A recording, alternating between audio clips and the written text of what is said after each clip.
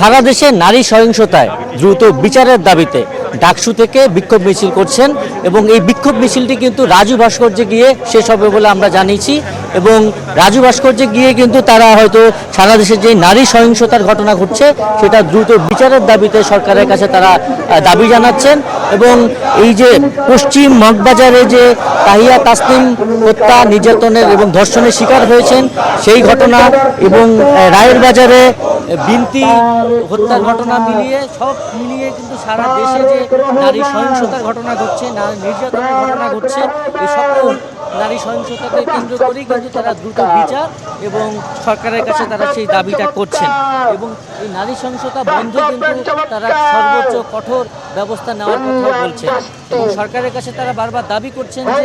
কৃষক card family card কৃষি card এসবের বাইরে গিয়েও নারী সহিংসতা বন্ধের ব্যাপারে জোরালো ভূমিকা নেওয়ার কথা তারা বলছেন এবং আগে নারীদের প্রতি যে সহিংস ঘটনাগুলো ঘটছে সারা দেশে এবং এই যে পশ্চিম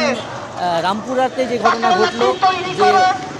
যে রেপের ঘটনা ঘটলো সেই রেপের ঘটনাকে কেন্দ্র করেও কিন্তু তারা সোচ্চার রয়েছেন এবং এই বিক্ষোভ মিছিলটি ঢাকা বিশ্ববিদ্যালয়ের সেন্ট্রাল মসজিদের সামনে থেকে তারা বাদ জুম্মা শুরু করেন এবং এই বিক্ষোভ মিছিলটি তারা ঢাকা বিশ্ববিদ্যালয়ের বিভিন্ন হল প্রদক্ষিণ করে তারা রাজু ভাস্কর্যে গিয়ে শেষ করবেন বলে আমরা জানতে পেরেছি এবং সেই রাজু ভাস্কর্যে গিয়ে কিন্তু তারা সাংবাদিকদের উদ্দেশ্যে বক্তব্য রাখতে পারেন এবং সেই বিষয়টি আসলে আমরা সেই সময় জানতে পারবো এবং এই সারা দেশের নারী সহিংসতার ঘটনায় কিন্তু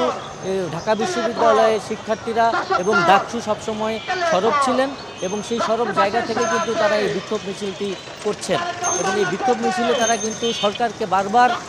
নজর দেওয়ার জন্য বলছেন যে এই নারী সহিংসতা বন্ধে তারা যাতে কঠোর পদক্ষেপ নেন। এই নারী সহিংসতা বন্ধে আমরা এখন রাজু ভাস্কর্যের দিকে অবস্থান করব এবং রাজু ভাস্কর্য দিয়ে আমরা জানতে পারবো যে কি তাদের আসলে সরকারের কাছে কি পদক্ষেপ বা তারা কি দাবি করছে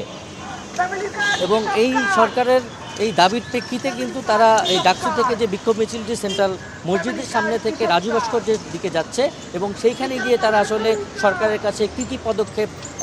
জানতে চান এবং কি কি দৃষ্টান্তমূলক বিচারের দাবি করেন সেই বিষয়টি আমরা আপনাদেরকে পরবর্তীতে জানাতে পারবো। এই ছিল